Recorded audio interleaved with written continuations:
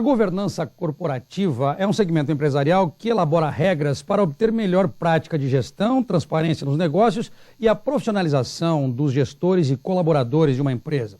E tem como finalidade trazer para dentro de uma empresa a melhor forma de gestão com o intuito de atingir os melhores resultados.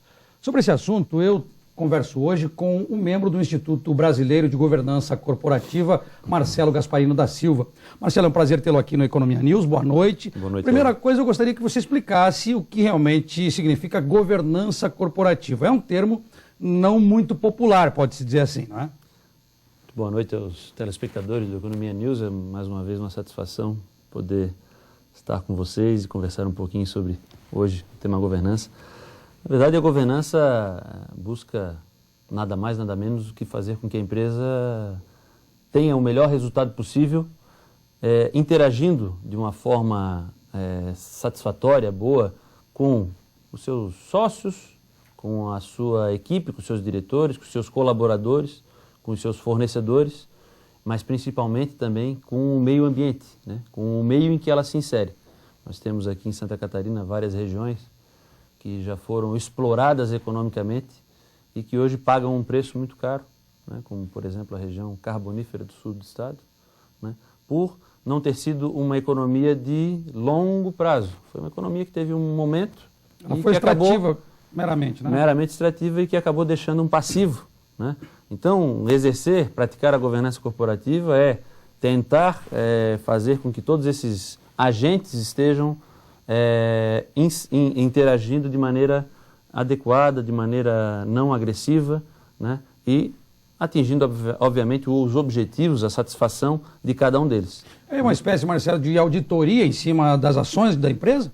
Não, a governança corporativa, primeiramente que a gente diz que pratica boa gestão, boas práticas em qualquer tipo de empresa, né?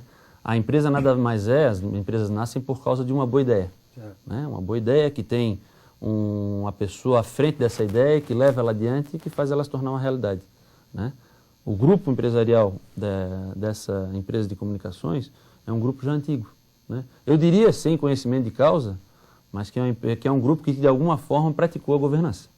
Porque eu sei, inclusive, que já houve a sucessão, né, na administração. Primeiramente tivemos um antigo presidente e hoje nós temos um outro presidente. Eu te diria que isso é uma forma de evidência de que a empresa ela pensou em vários cenários, né, e ela buscou o melhor cenário para ela.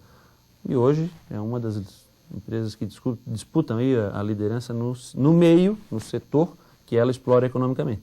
Agora, isso deixa algum passivo? Esse mercado deixa algum passivo? Eu penso que não.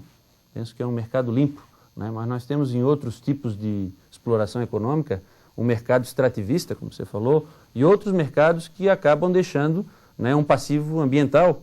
Mas a indústria do plástico, o plástico quando ele não tem a sua correta destinação, ele acaba deixando um passivo no meio ambiente e nós somos os prejudicados. A empresa que pensa em longo prazo, ela está buscando de que isso não aconteça com o produto que ela produz.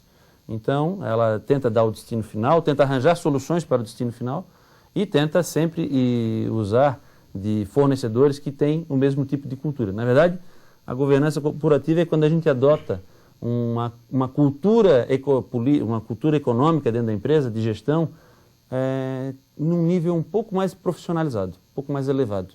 Quer dizer, aí nós nos aproximamos muito, chegamos a tal da sustentabilidade, que hoje tanto se cobra, tanto se fala e tanto se busca, naturalmente. Agora, Marcelo, há alguma espécie de confusão, não sei bem se é esse o termo correto, entre governança corporativa e conselho de administração de uma empresa? Verdade, ou o conselho de administração é uma ponta desse processo todo? Na verdade, o conselho de administração é um dos passos que a empresa tem que caminhar para chegar num nível ideal. Esse ideal, eu diria, não existe, né? Nós tivemos há 3 anos atrás, dois anos atrás, uma crise econômica quase sem precedentes, né? No nosso dia a dia foi uma situação que causou prejuízo a todos. Eu diria que quase todos sentiram, mesmo os funcionários públicos, mesmo as pessoas que não estão diretamente vinculadas à economia, sentiram o impacto dessa crise, porque baixou o consumo, né? E por quê? Isso foi uma falta de credibilidade.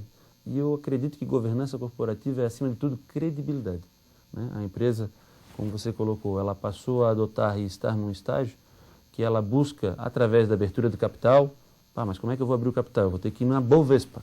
Para eu ir na Bovespa, eu tenho que estar estruturado de uma certa maneira, que é a sociedade anônima, né? Que por lei, uma série de critérios, né? que por lei pressupõe que exista um conselho de administração. Perfeito. Né? Então, qual é o grau de governança que você se encontra depende do nível da sua empresa. Nós temos empresas limitadas, familiares, que adotam altos níveis de governança corporativa. Nós temos cases de sucesso em Santa Catarina que adotam governança corporativa, né? E eu não tenho porquê, eu posso falar, isso é público, as empresas que estão, que têm capital aberto, né, e que são exemplos de sucesso, como a VEG de Jaraguá do Sul, são empresas que praticaram, adotaram governança corporativa.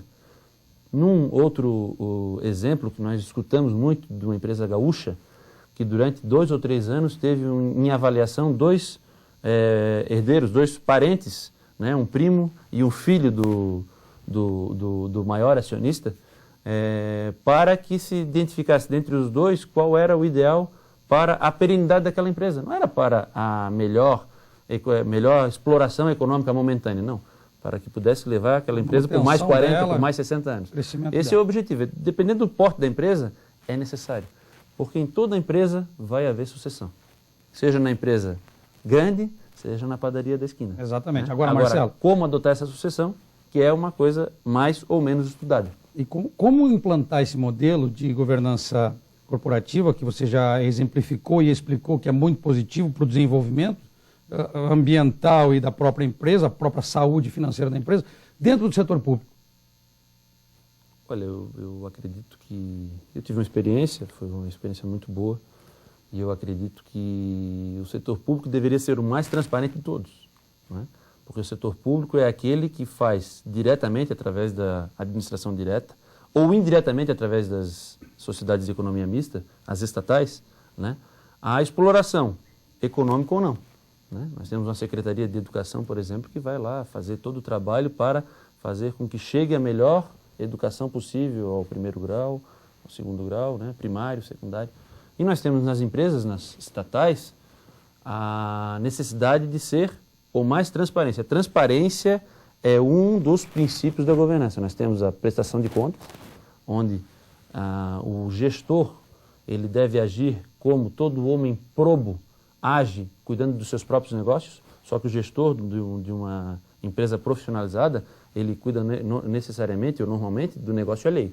É do negócio de um terceiro que ele está no papel de gestor, né? Então, temos a prestação de contas, temos a transparência, que no caso da administração pública deveria ser maior ainda do que na administração privada, porque na administração privada somos nós, eu, você, acreditando e colocando o nosso dinheiro, a nossa poupança, numa empresa que tem só pessoas privadas explorando. Já na administração pública, não. A administração pública, ela busca um resultado, né? E esse resultado ele é em prol de uma coletividade. Então, muito mais transparência deve haver na gestão pública.